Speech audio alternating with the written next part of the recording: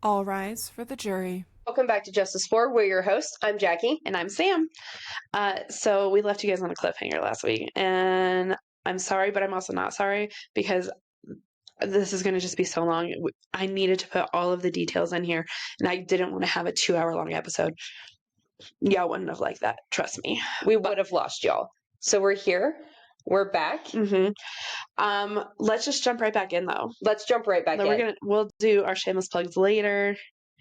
But if you did not watch last week's episode, please go back and listen to it. Right now, Russ had just been arrested for the murder of his wife, Betsy, and basically all of family, friends, everything turned against him. And I'm still over here in shock about him being arrested for her murder because we have timestamps and an idiot detective. So there's your recap. There's your catch up. It's linked below if you need to catch up. Pause right now. Click that link, catch up on part 1, and come right back to us. Because I'm on a cliffhanger still, guys. Are you ready? Shit's about to get crazy. Let's do this. All right. So Russ had a cousin that worked for defense attorney Joel Schwartz, and she hired him on behalf of Russ. Joel started going through all of the information and was just baffled at all the shitty work that the police did. Russ had an airtight alibi with surveillance and receipts to prove it.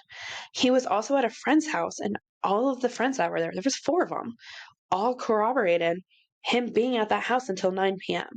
Police questioned him why he stopped at multiple gas stations, and he said he stopped at the second one to buy cigarettes because they were cheaper than the one before by $1. Like, I get it. Okay. So he actually always just bought his cigarettes at that one and gas at another one because gas was cheaper. Okay, I will say that now this makes total sense with him not buying the drinks there. So I grocery shop at King Soopers on Fridays for 4 times fuel points. Yeah. The only place I get gas is generally King Soopers. Hell yeah. If I have to get gas somewhere else because I'm low on gas, I will literally put $5, maybe $10 in my car because I have $1 off every week. Hell yeah. So I completely understand. And also back in the day when I was a smoker, 7-Eleven was always the cheapest place to buy cigarettes from. So I would literally go out of my way to go to 7-Eleven, or I would purposely stop at one gas station or the other. Like Come and Go, I really like their fountain drinks, and they had brewed iced tea. Oh, yeah. But 7-Eleven didn't have brewed iced tea, so I would go to both before work. I get it. So I get that. I take that back. I get that. And then my thought also, if he stopped at the gas station near his friend's house, maybe those drinks weren't even for him. Maybe his friend called him asking to grab a couple of drinks. Totally valid. Yeah, because he got 2 Snapples. 3 drinks. Yeah, you got 3 drinks, and there's supposed to be 4 of them, and one didn't end up showing up. Well, there was 4 of them. There were supposed to be 5. Oh, my bad. It's okay. But regardless, I'm a water drinker, and you guys know that. So if you were stopping to grab sodas from the gas station or something like that, you would know that you don't need to grab me anything because I always drink my water, unless it was like a brewed iced tea. Well, also, maybe because it was an hour before he got there, maybe he wanted to have cold drinks right when he got there. Yeah, there's so much possibilities for this. Regardless. And don't sometimes D&D campaigns take forever. Aren't you there for hours sometimes? For my Wednesday ones, I'm there for 3 hours. Yeah. So I know some things, but there's some things. There's some of them we do 8+ hours. Yeah. So you're there for a while. I watch Stranger Things. They do it all day on a Saturday once. Yeah, they do. Anyway, so the police thought he was trying too hard and was lying to them. They believed he stopped at all of these places to build an alibi for himself. But why would any of it matter if Betsy was still alive at 7:04 in Pam's car? Because he was clearly over there playing D&D. His alibi is so locked, and Pam has Mark. Yeah. Yeah. And Mark wasn't even allowed to answer his own questions. The police even drove the route from Mike's house to Russ and Betsy's house, and it took them 23 minutes. However, the officer did not stop like Russ did to get food. Even if Russ was somehow back at his house within 23 minutes after his stop at Arby's at 9:09 p.m., that would get him home at 9:32 p.m., which would have given him 9 minutes to get inside, stab his wife 55 times, clean himself up, and call the police at 9:40. But she was already in rigor mortis for an hour. Yes, she fucking was. Like, she was already rigor mortis when they got there. They had proved that she'd already been dead for an hour. At least an hour. Also, I'm sorry, the only person in the story who took a shower that evening was Pam. The forensics team did not find a single drop of blood on Russ. There was nothing on his clothes, under his nails, literally nothing. He was also in the exact same shirt and jeans that he was wearing in all of the surveillance footage earlier that evening. All we have is the blood on his loafers in the back of the closet. So the only evidence they have on Russ was that there was blood on the outside of the slippers that were in the closet. I want to stress, I said the outside. Yeah, not like the outside yeah. of his shoes. There was no blood on the bottom of the slippers either. So I'm willing to bet that they were like in the living room when it happened, and so she threw them in the closet. Or she was wearing them to pin him. Let's think back super fast though. Pam was the last person to see Betsy alive. Yeah. She was also the beneficiary on her life insurance. Yeah. That was submitted literal days before she died. Pam had changed her story I don't even know how many fucking times. Yeah. And she had no alibi. Zero. None. She could not prove where she was when Betsy was killed. Like, let's literally be so fucking for real right now.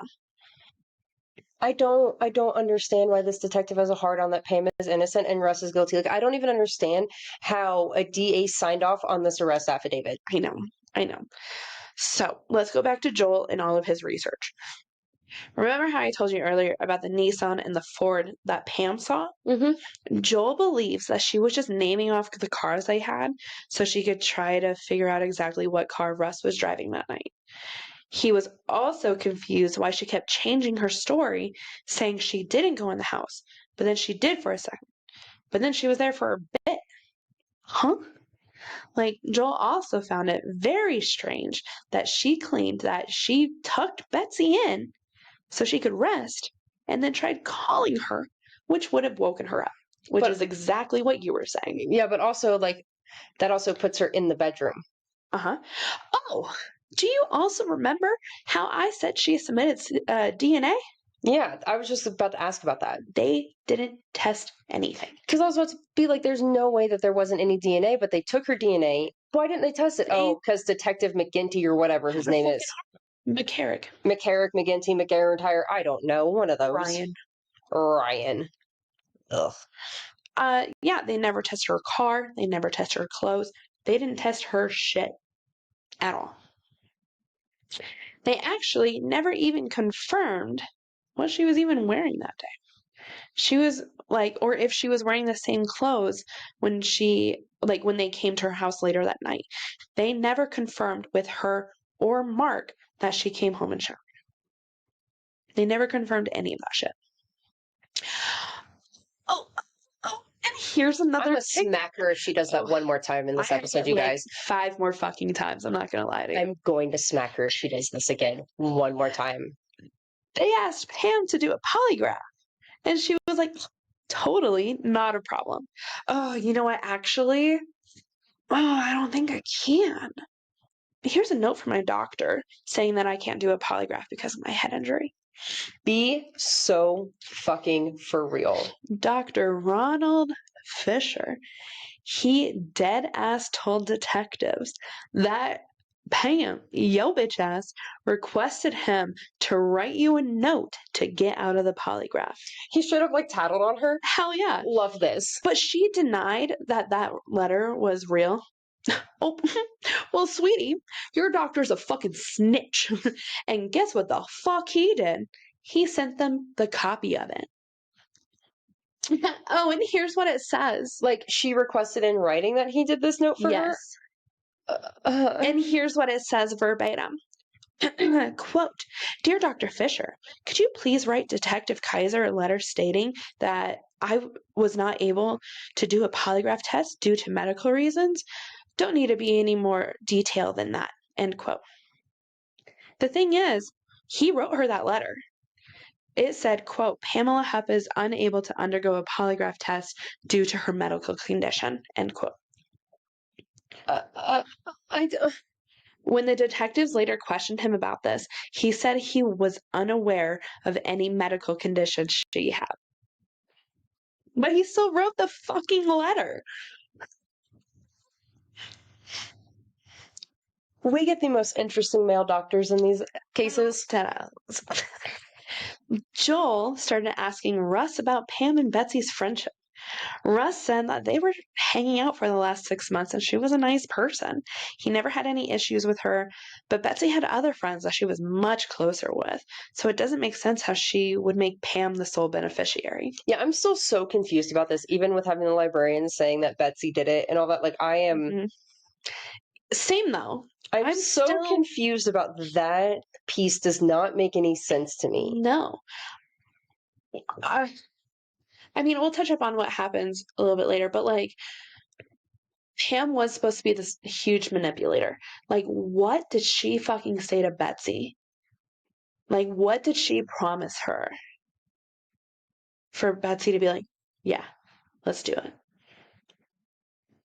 Hello? Yeah, I'm so... that one's puzzling me, but I don't like the dancey dance you're doing.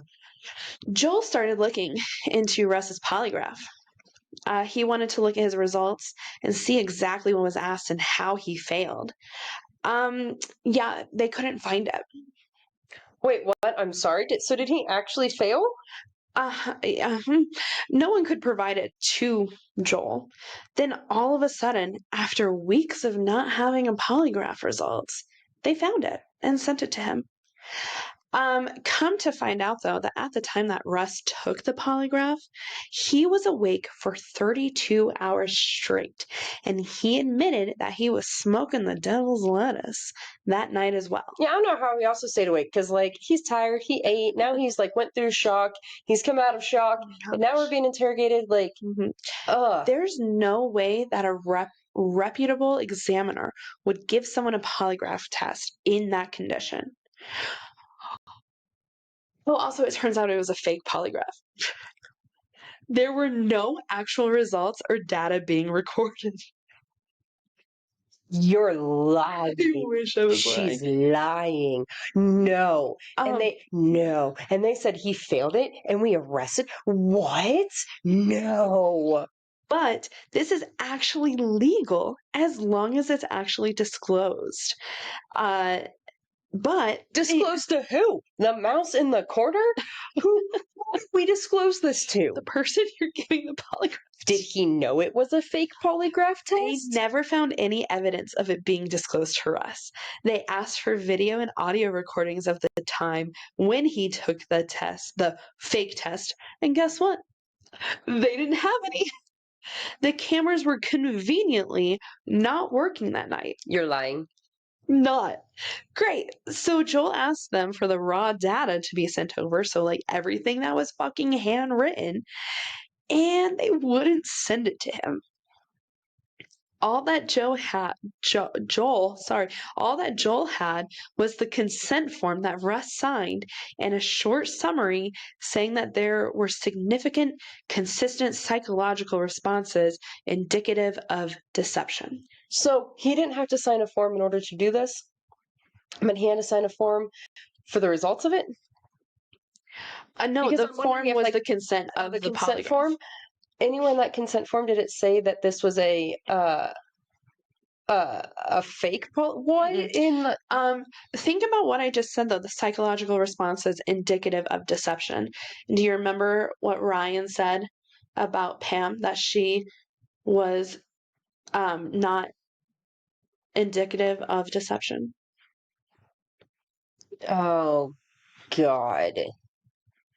Listen, I am all about it's always the husband. Always like it's almost always the husband. It is. It's always there. It's a rule of true crime. It's a statistic for a reason. It is. But like, and I can't even say we've never seen this because we have seen police get this tunnel vision, but come on. We don't like we're not even trying to make this look like it's an act. Like, okay, continue. So Russ offered to do another polygraph and the prosecution denied.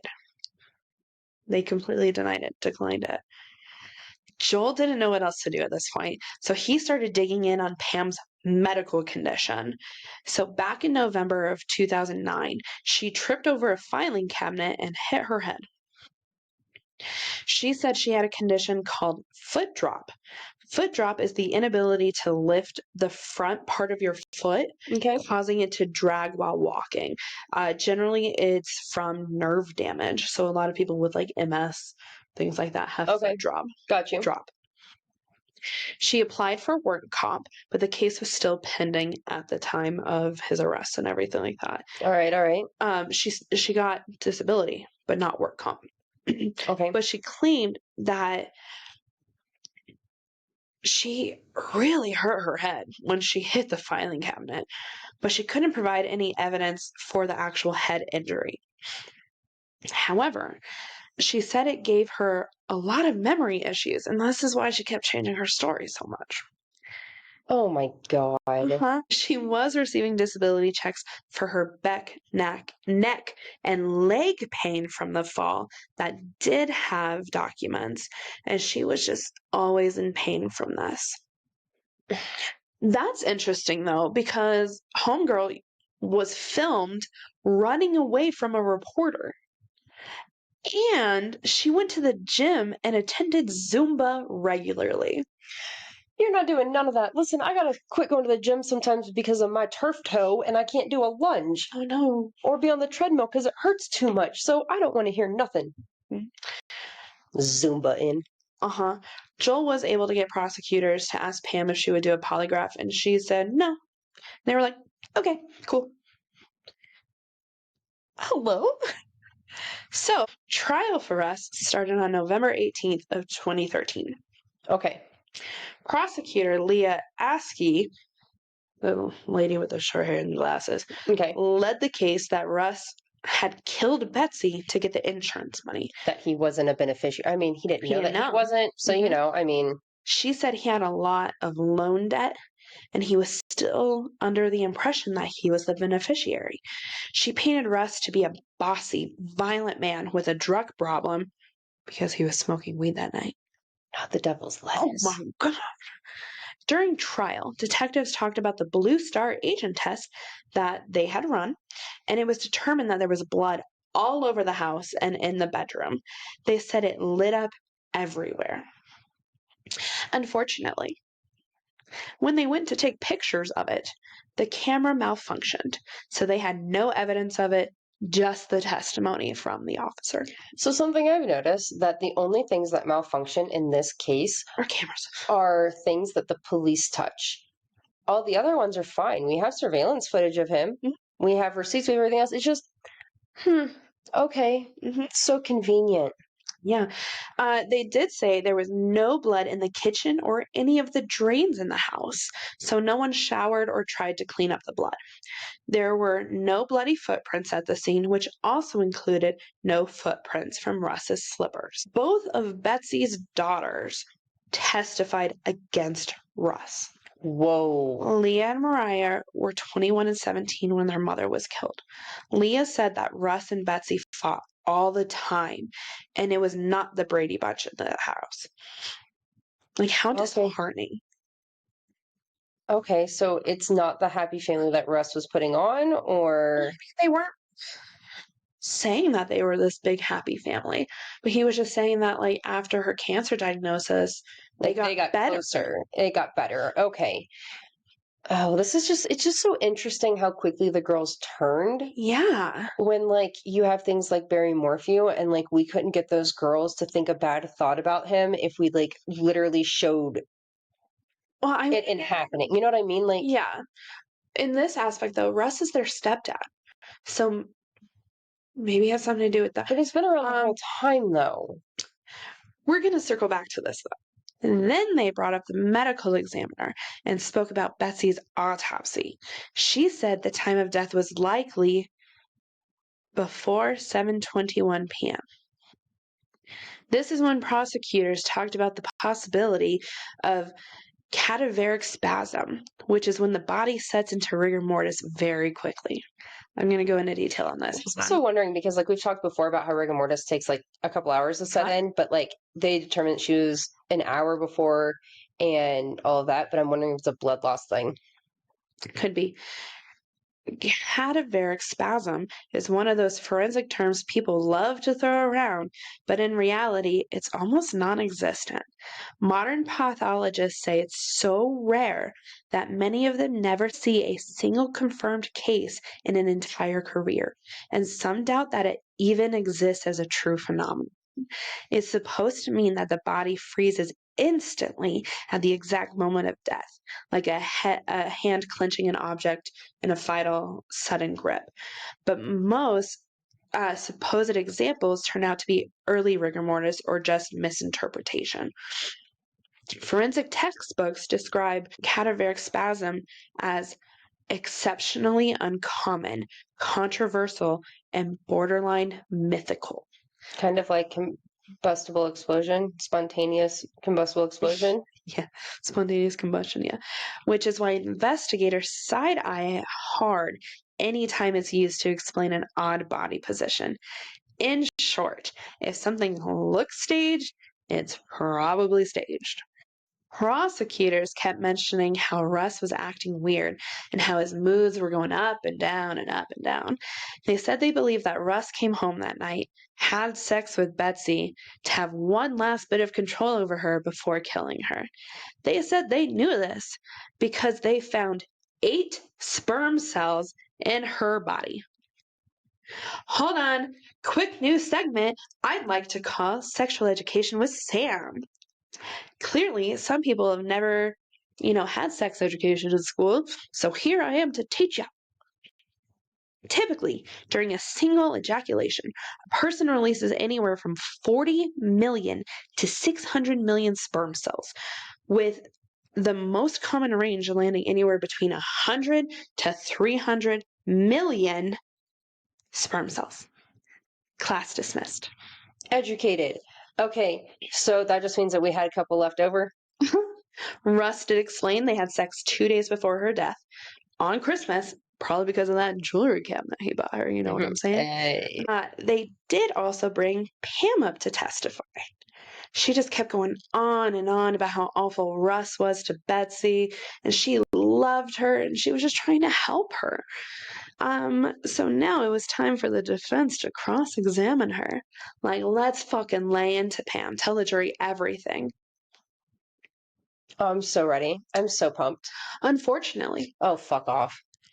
the judge made the extremely unfortunate decision that there was to be no mention of Pam being the beneficiary, and they could not talk about Pam's phone records or anything because, quote, it has no direct connection to the case, end quote. Are you fucking kidding me? It has all the connection in the goddamn world. Are you kidding me right? Oh, no. Oh. I know. Oh, I no. know. So they asked her why she changed her story so many times, and the prosecution objected, and the judge sustained. Almost every question that they had was objected, and the judge continued to side with the prosecutors. Something I didn't tell you. 5 days before trial started, don't look at me like that. I am looking at you like this because I know. 5 days before trial started, good old Detective Ryan McCormick, whatever the fuck your name is, he told Pam to set up a trust for Betsy's daughters and put $100,000 into it to keep up her appearance. did he like plan this murder with her? Is he like did you, sir, don't get a gift basket? Hell no. The only person that gets a gift basket is Joel. Well, yeah. Joel deserves the world. Anyway, Pam said it would have been more money, but she planned to use the rest of the money to help a friend's 12-year-old daughter whose mother just died from breast cancer. It's what Betsy would have wanted, and she would have been so proud of her. Spoiler alert, she never did it. Joel did ask her privately why it took her so long to set up the trust for the girls, and she said she had been dealing with her mother, who has Alzheimer's. I'm just very confused as to where this woman has all the time. Bro, closing arguments happened. The prosecution painted this picture. When Betsy texted Russ saying she didn't need a ride, that's when he put his master plan into action. He left his phone at the friend's house, then went and made all of those stops to secure his alibi. Then he went home to kill her, had sex with her one last time to have control over her. Then he violently killed her after the sex. He showered, got dressed, put the dog outside, and then called 911. Then his friend came over and dropped off his phone and an Arby's receipt for him to help complete the perfect murder. They were clearly into role playing, so why wouldn't they all want to be part of this? Their final statement was, quote, "Russ is guilty and there is no evidence pointing anywhere else," end quote. You've got to be fucking kidding me. In Joel's closing statements, he told the jury that Leah Askey had just accused 4 people of murder with no evidence. Right, because that would make all of them accomplices. Mhm. That would mean that all of them would have charges too. And that would mean that he convinced 4 complete, like not complete strangers, but 4 people to completely cover and assist in him killing his wife. Mhm. He also explained that Russ's character in D&D is a monk, and monks are supposed to be like non-violent beings, so how would that even make sense? I don't know. He used it though. He pointed out that Betsy was completely dressed, so he would have had to dress her after sexing and killing her. He also pointed out there was no physical evidence tying him to the scene at all.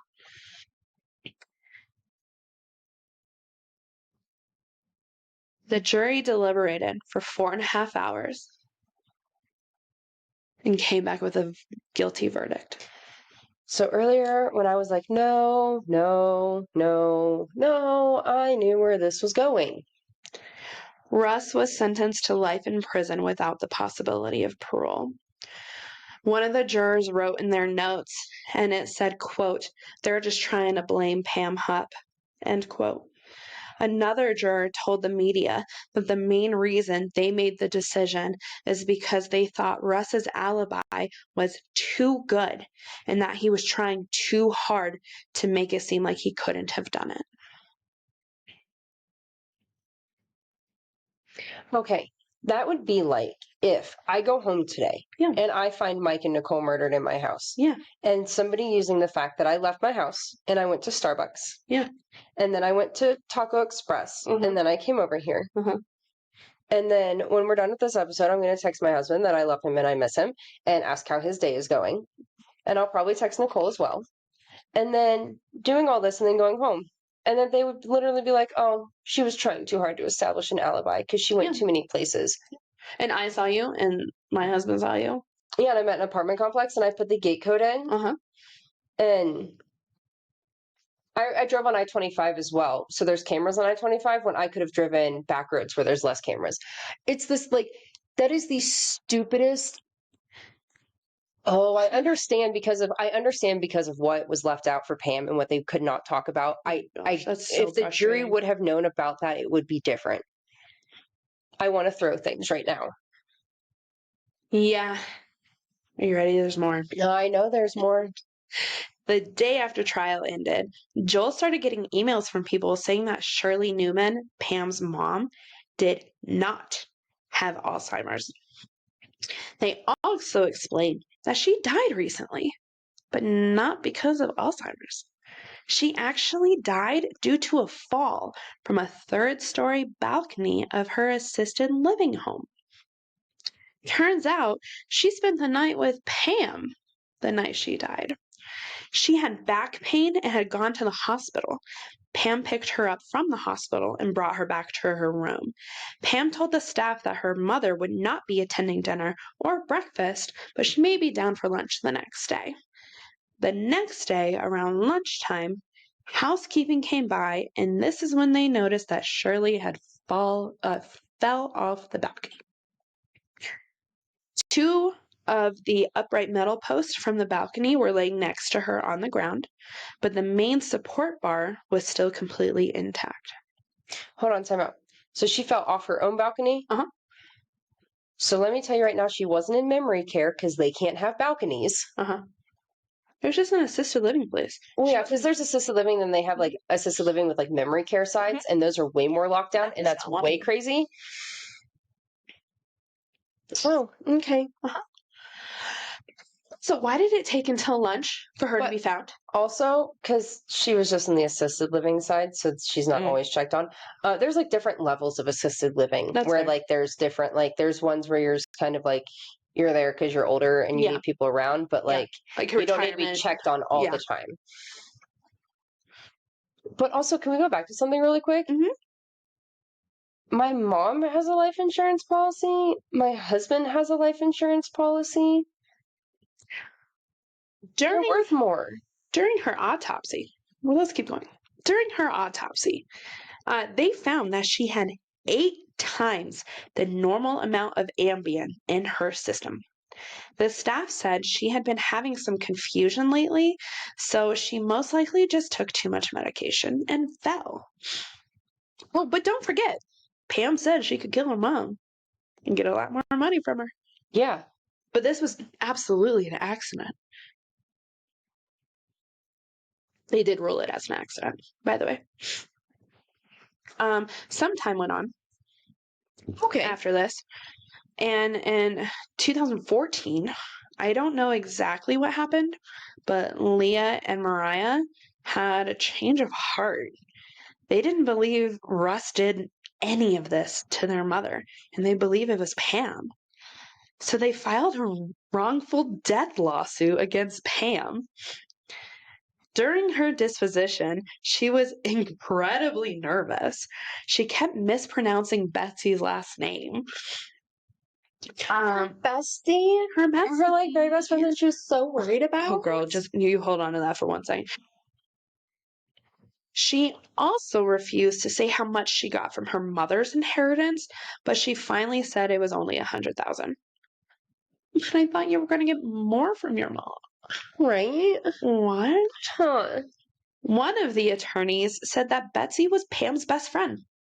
And Pam interrupted, and she said, quote, "She was one of my best friends." At least she didn't say I was her best friend. But then in the next sentence, she was like, "She was my best friend." Shut the fuck up. Bitch, make up your mind. She said that Betsy would want her to have her best life possible. So the attorney asked if Betsy would want her daughters to have a little bit more of the insurance money. And she said, quote, "Absolutely not. That's not what she would have wanted at all." End quote.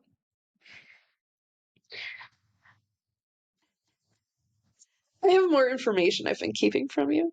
Of course you do, because I mean, what else? What is this episode? What is this case? Remember how she set up that trust fund for the girls 5 days before trial? But she didn't put anything in it, remember? She did. I thought you said, she put like what? She put 100,000 in there. And she used the other for like the other person's kid, but that wasn't a thing. Yeah.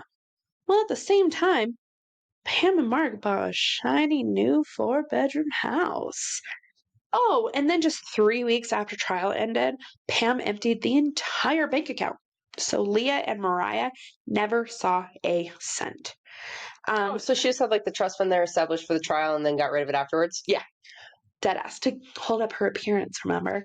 Right on. I think that this might have a little bit to do with the change of heart. Deadass. The next sentence I have, so I'm sure that was probably the biggest push for them to start seeing the light. Yeah. During this civil lawsuit where Betsy's daughters sued Pam for the $150,000 insurance payout, Pam had to testify under oath without the protections she benefited from before during the original criminal investigation. And that's where everything unraveled. Her civil disposition was packed with contradictions. She changed details from her timeline, her story about going inside the house, and even her claims about what Betsy supposedly wanted done with the money. Joel used those sworn contradictions as newly discovered evidence and filed for a new trial and argued the original prosecution had blocked nearly all the evidence pointing to Pam while treating her statements as trustworthy. I've heard it pronounced a couple ways. I think it's called an immune motion, Okay. and it has only ever been granted 3 other times in the history by the state of Missouri, Okay. making this the 4th time. Okay. Russ was granted a new trial, and it began on June 2015. Damn, he got a new trial? Yes, he did. Oh, dang. Okay. This time, the prosecution magically found 132 photos of the crime scene. 130. Oh my God. Are we going to magically find polygraphs and DNA? No. Oh. So they were able to show blood evidence and how everything that was said in the previous trial was completely fucking wrong. All of these photos contradicted everything that was said before. It showed that there was no sign of a cleanup, as the floors and walls still had dirt on them. They also believed that the blood on the slippers was purposely placed there and then thrown into the closet. Because there wasn't like a blood splatter pattern at all. It was just like drops of blood on them. So there was also socks dipped into blood and dragged across the floor to make it seem more violent. Oh, is that what the smear, like, I was wondering what that all, okay. Yeah. Oh my God, guess what? I'm not playing this game anymore. Prosecutor Leah Askey was having an affair with the captain of investigations during the previous trial. McGinty? No. There were emails between the two of them, and they were kind of gross and very cringeworthy. I'm not reading them to you. Sounds great. But it was believed that they had been working together, wink, wink, and withholding evidence the entire time. But yet people call us crazy when we are like, it's corrupt. They're doing this. They're pinning it on them. This isn't just tunnel vision. This is this. And then it's literally happening. It's literally happening. And this right here, this is why we get this way. When 2 + 2 is equal to 8, this is why. There was also a random document that came out that there was it was a copy of one of Pam's interrogations that, like, from the beginning, that she said her and Betsy were lovers, not lesbians. Lovers. She said Betsy was replacing Russ with her, and she was acting as a husband for Betsy in her final days. She claimed that 1 month before her death, Russ walked in on them having sex and got very angry and had taken Pam by the neck and screamed in her face, quote, "If I ever catch you guys doing that again, I will bury you in my backyard," end quote. He's so fucking for real right now. She did not. However, one of Betsy's closest friends actually countered that and said Betsy was one of the most homophobic people she had ever known. Come on, Betsy. I mean, listen, I'm not gonna, like, Betsy, shame on you. But also at the same time, listen, I'm not homophobic, I'm not racist, but like if something like that would help help the justice be brought to me, get on that stand and shit talk me. Get on the stand and shit talk me. If it is going to make the justice happen, I don't care. Here at Justice 4, we are down with the theys, gays, and bays. But come on, baby. Yes. Oh my gosh. But still, like, I know what you're saying. But also, like, hats off to her best friend for getting up there and being like, actually, I knew this bitch very well, and she was not down. No. Also, a month before the new trial actually started, Pam had this huge recovered memory. Oh my God, I love these. Russ was at the crime scene that night. Where she wasn't? when she dropped her off. Wait, that house that was unlocked and dark, and Yeah. and she didn't want to leave her there, but then she tucked her in there, but then she was alone there, but then she checked on her there, but Russ was there now? Yeah, she saw two men in Russ's car. Don't know which one. One of them was definitely Russ. I don't know who the other one was. He was in a silverish, whitish car. Yeah. She just remembered, though, because of her head injury. And she just takes too much Ambien. Like the Ambien that her mom took and fell off the balcony with? That's fucking crazy, right? Anyway, do you remember that email? Oh, wait, no. The document Okay. from Betsy. That doesn't exist? That was just so... This was so awful. Apparently she found it. Oh. What? But when they went through her computer, they noticed that the document was created on Microsoft 97, which Betsy did not have on her computer. And it just so happened to be the only document on Pam's computer that the author was unknown. How convenient. That's crazy. Anyway, this document was read in court. I would laugh so hard if Windows 97 didn't come out until right before this trial did, and Right. we were on Windows 95 still whenever Betsy was alive, and so therefore it's So this is what the document said. Quote, I know we talked about this yesterday, but I feel I really need you to believe me. I really do feel like Russ is going to do something to me. He continued to tell me how much money he would make after I died. Last night was the worst. I fell asleep on the couch while watching TV. I woke up to Russ holding a pillow over my head. He said he wanted me to know what dying feels like. I need to change my life insurance. Do you think I can put it in your name and you could help my daughters when they need it? If something happens to me, would you please show this to the police? End quote. Betsy's close friends were like, nah, bro, that's fucking bullshit. She would have reached out to literally anyone fucking else. right? And was basically giving Pam the big middle finger. As they should. Oh my God, that is that's too neatly tied up with a bow. I'm still very confused about the actual account from the librarian of them actually doing this and all the things being changed, but I know. So, for the second trial, they opted in for a bench trial, which means there's no jury and it's decided on by the judge. Somehow, though, Miss Jezebel Leah Askey was the prosecutor on this trial, and she kept trying to get information and evidence withheld, and the judge was fucking not having any of her shit. Why did she get to try this again? I don't know. Why didn't we motion for a different prosecution? Why didn't we hand it off? I feel like we're a conflict of interest. Why are we... I don't know. But they gave the judge all of the information about Pam and the insurance, her cell phone records, literally everything. She was also in the courtroom waiting to testify, but no one called her.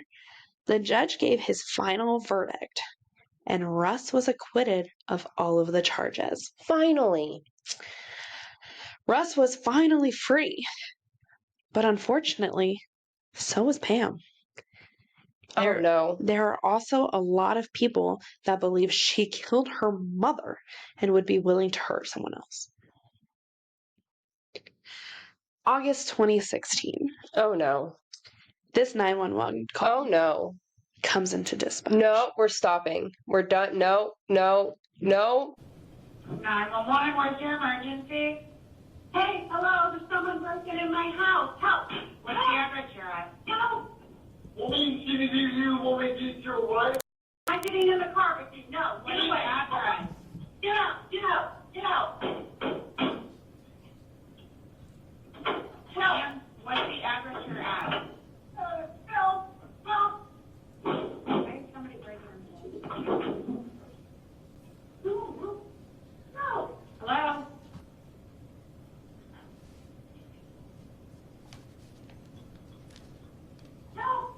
No. Ma'am, can you hear me? No. Okay, I don't know if this is the way I thought this was going. Oh no. Oh God, keep talking now. I'm curious how you thought this was going. Well, I thought Pam was going to kill Russ. When police arrived on scene, They found 33-year-old.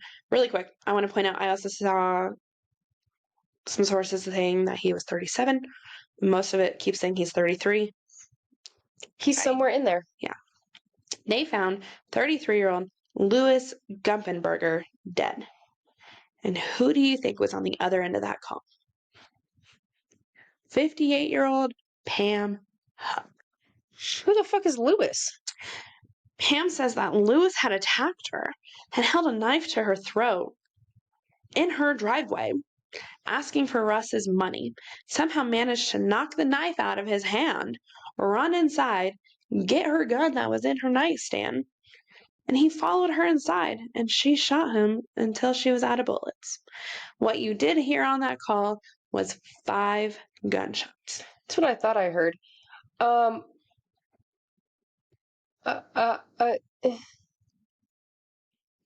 Because at first I thought this was going to be a whole like Pam killing Russ thing, but then we're at Pam's house and I was like, why is Russ going after her? Like, he's not going to do that.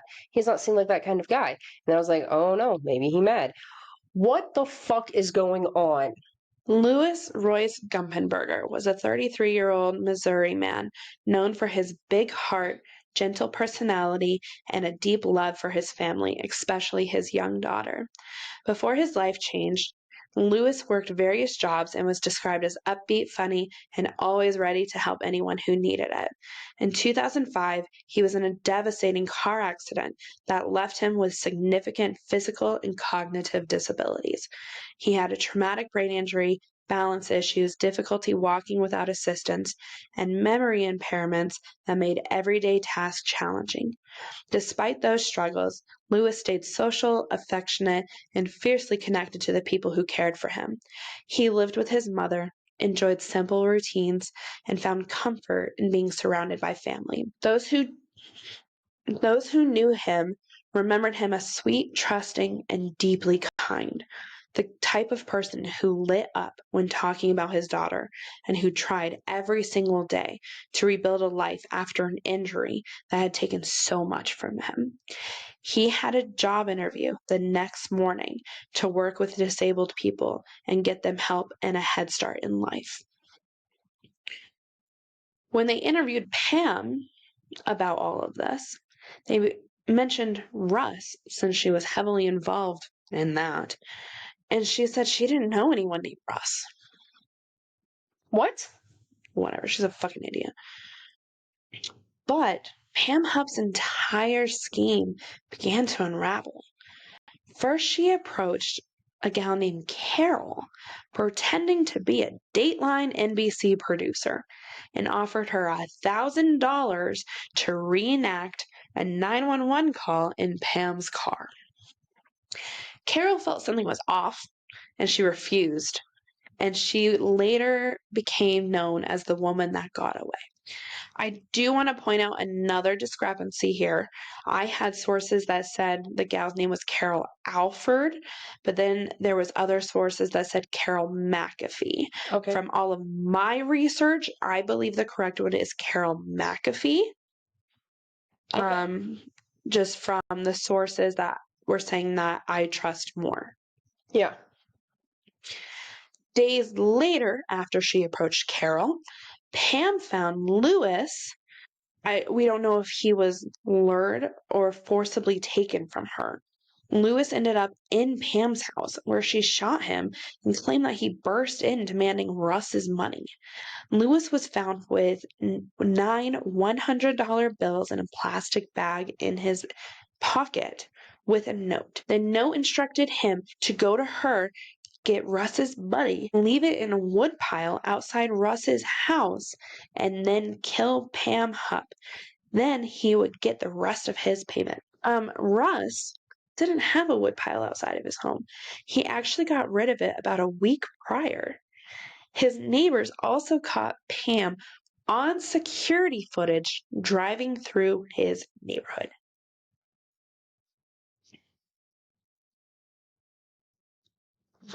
So basically, she was trying to set up another murder I see to blame Russ and I to feel take like the heat off her. she murdered Betsy and like was like, ooh, I like this. And then her mom. And now and I feel like it's just like she's trying to find a way to do this now. Yeah. That's crazy.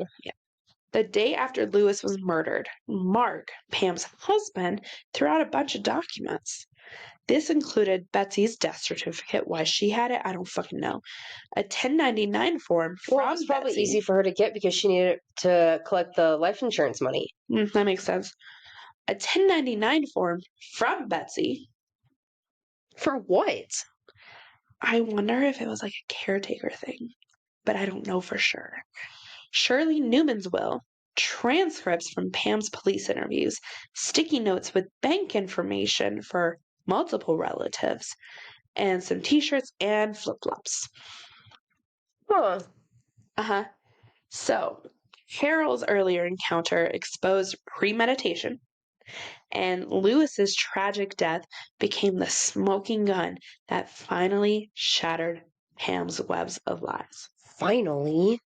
It's very unfortunate that Lewis had to die for that, but Yes. finally. While they had Pam in an interrogation room, this dumb hoe snuck a pin into her pocket, Okay. and then she was like sitting there, like checking her neck, like pressing on her neck, trying to find her jugular. I'm not talking to you anymore. And then she has to go to the bathroom. I'm not talking to you anymore. Why? Because I know how to do math.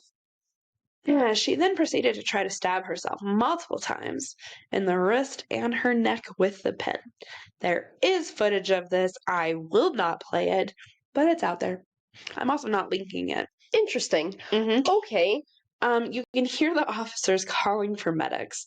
She did not succeed in taking her own life. Actually, in her mugshot, you can see the bandages around her neck. Do you remember that photo now? Yeah, I do. Okay. So, they're going to go to trial. They're going to do all this stuff for Lewis. But she entered an Alford plea. How many different kinds of deals can this woman get A lot. for us to learn about? An Alford plea is a type of guilty plea where a defendant maintains their innocence, but acknowledges that the prosecution has enough evidence to convict them at trial. It allows someone to say, in essence, I didn't do it, but I'm not risking a jury finding me guilty, while still being legally treated as if they admitted to the crime.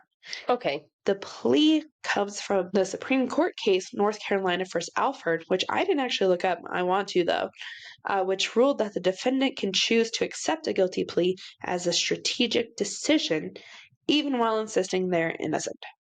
Okay. In the eyes of a court, an Alford plea is still a full guilty plea carrying the same conviction and sentence. The only difference is that the defendant never actually confesses. Okay. Got you. Yeah. Because she made this deal with the Alford plea, she avoided the death penalty, and she ended up getting life in prison for the death of Lewis. All right, I'll take life in prison, but boo, Mhm. death penalty would have been fun. This is when the newly elected Lincoln County prosecuting attorney entered the chat. His name is Mike Wood. He decided since she was convicted of murder, they should revisit Betsy's case and see how she's connected. A lot. So July of 2021. Oh my God. Like 10 years later? Yeah. At a press conference, Mike Wood announced that Pam Hupp had been charged with first-degree murder and armed criminal action in the stabbing of Betsy Faria. Hell yeah. Pam pleaded not guilty. Of course. And from that moment forward, the case has been tied up in a maze of delays. Still? Yes. Changes of venue, procedural challenges, motions over evidence, and scheduling conflict. Oh my gosh. The armed criminal action charge had to be dismissed due to the statute of limitations, leaving the homicide charge intact, but forcing prosecutors to restructure parts of the case. Okay. Since then, the trial has been repeatedly pushed back as Pam's attorneys had requested additional forensic testing and DNA review, while prosecutors have adjusted filings and moved the case to a new county for logistical reasons. Okay. Each of these steps extended the timeline, and at one point the case was even refiled to ensure it remained procedurally. Yes, sound. As of now, Pam is still awaiting trial with a date currently set for August 2026. Oh my, I holy know. shit. Until then, she remains in prison serving a life sentence for the murder of Lewis, while the Betsy Faria case continues to loom as the final unresolved chapter in a long and tangled story. Whether she'll ever face justice for her mother's suspicious death remains unknown. Yeah, that one, I don't think she ever will be held accountable for that, but you never know after this one. I know. Backing up a little bit, July 2017, Russ filed a civil lawsuit against the prosecutor and 3 detectives. Good for you, Russ. He accused them of fabricating evidence, ignoring evidence, and failing to investigate another suspect. He settled in March of 2020 for $2 million. They actually found evidence that the prosecutor asked witnesses to lie on the stand during the first trial. And after his acquittal, the sheriff's office drafted a destruction order to destroy all the physical evidence in the case. They're currently saying that there will be a report that will be released after further investigation and criminal charges may be filed. Oh my god. Like, listen, these are the things that we wish we would find after the Karen Reed trial. You know what I mean? Like, all this proof of them, like, doing all this and destroying it. Like, this was the hopes and dreams after Karen Reed. Russ now works in a motorcycle shop in Minnesota and works with the Midwest Innocence Project in his spare time. He does not speak to Betsy's daughters anymore. That's just so unfortunate that that whole thing played out the way that it did. I mean, they did eventually come around, but I can understand how he... I don't think I could have a relationship with people who so quickly thought and believed that I would do something like that, even with all the other evidence. You know what I mean? But it just goes to show how good of a case they put against him. Like, they definitely had a hand in getting him acquitted, but that still doesn't negate the fact of everything that happened prior to. You know? Like, that's a lot. So that's... Russ and Carol, the lady who Pam was trying to pick up, hit the 911 call? She did not call. That was Pam on the call. No. I mean, that she was trying to get to the fake 911 call. Correct. Yeah, that one. They ended up meeting each other and falling in love and getting engaged. Oh, I always love it when people meet and then fall in love in a story. I love it. It's one of my favorites. Russ said this, quote, "Out of all of this bad and this bad, evil person, if it weren't for Pam, I wouldn't have met this lovely lady here." Oh, that's so sweet. Carol added, quote, "When Betsy was murdered, that was his wife. That doesn't stop because she was murdered. I know part of his heart's always going to be with her. I have to respect that, because if he still didn't love her, if he still didn't think about her, if he didn't miss her, I'd have to question his integrity. And if I wasn't okay with that, I'd have to question my own." End quote. Oh, I know.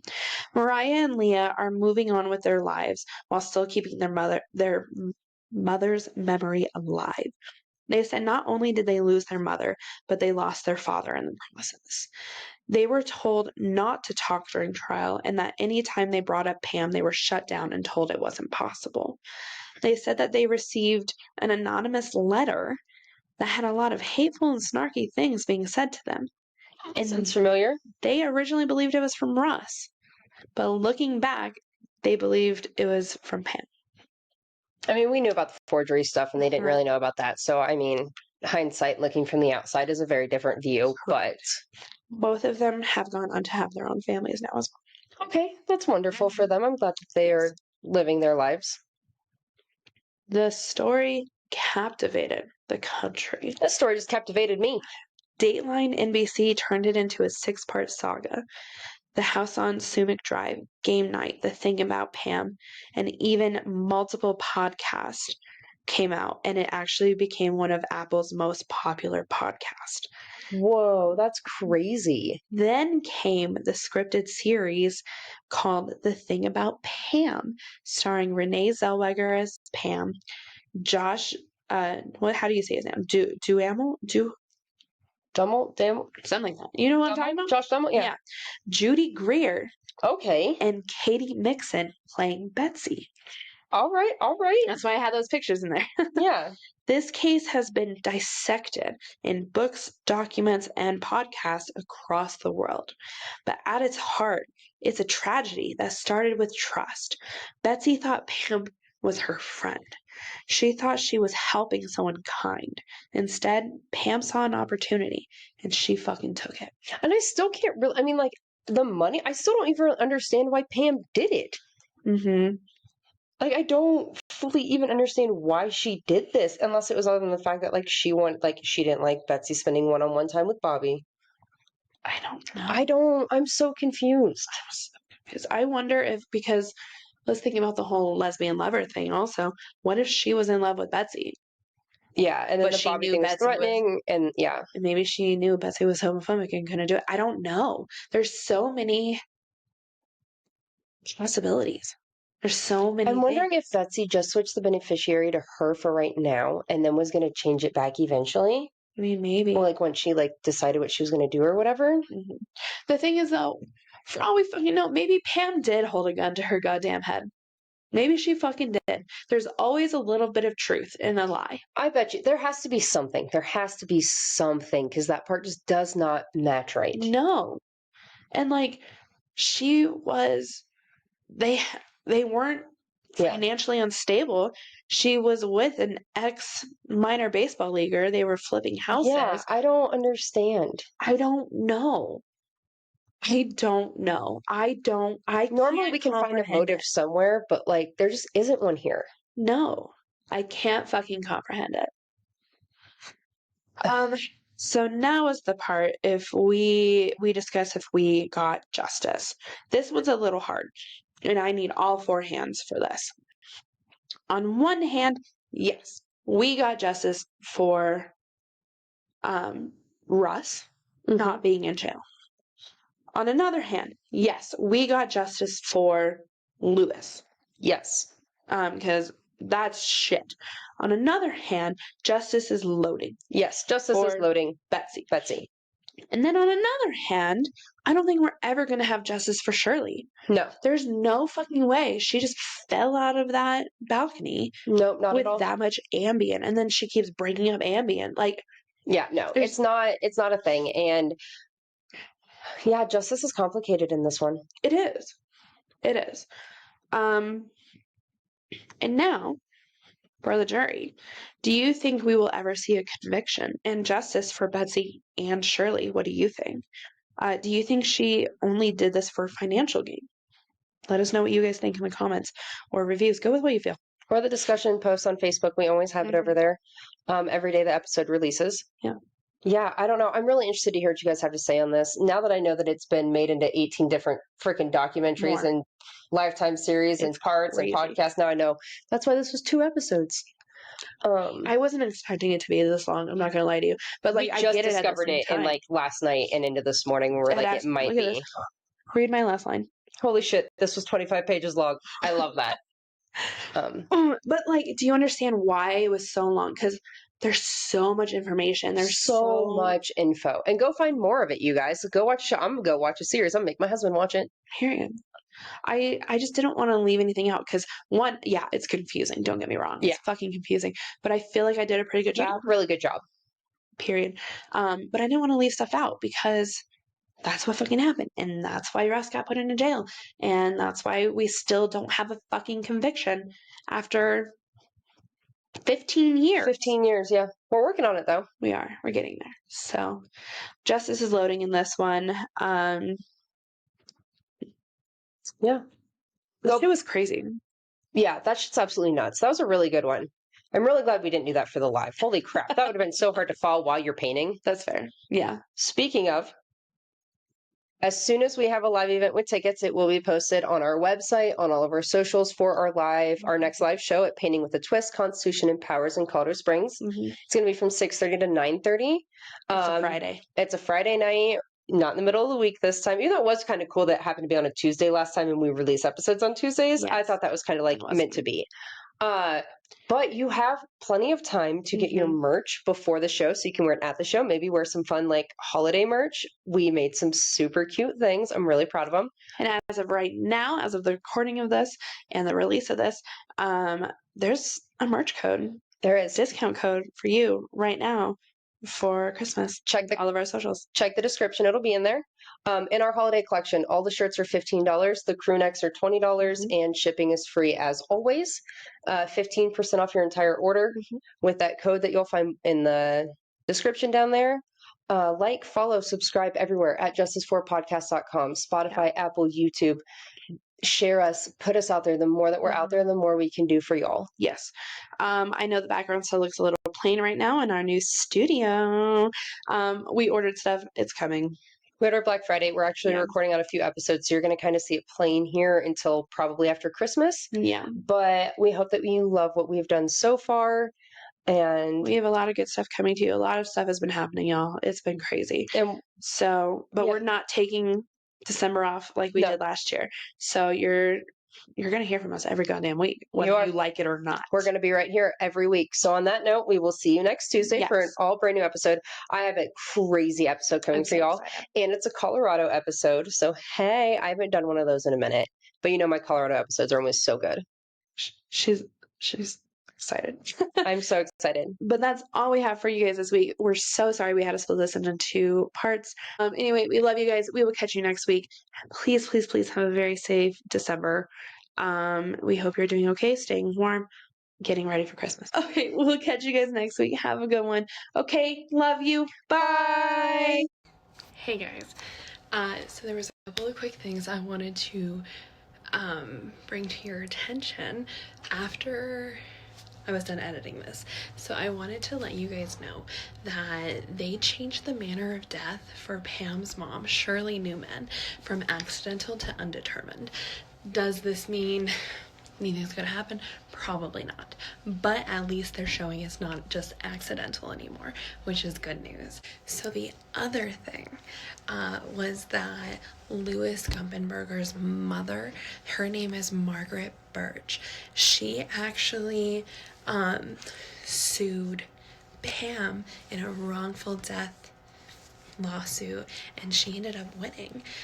So the civil judgment, Pam has to pay Margaret $3 million in restitution. It looks like as of May of this year, since May of this year, she has only paid $783, which is 0.0003% of what is owed.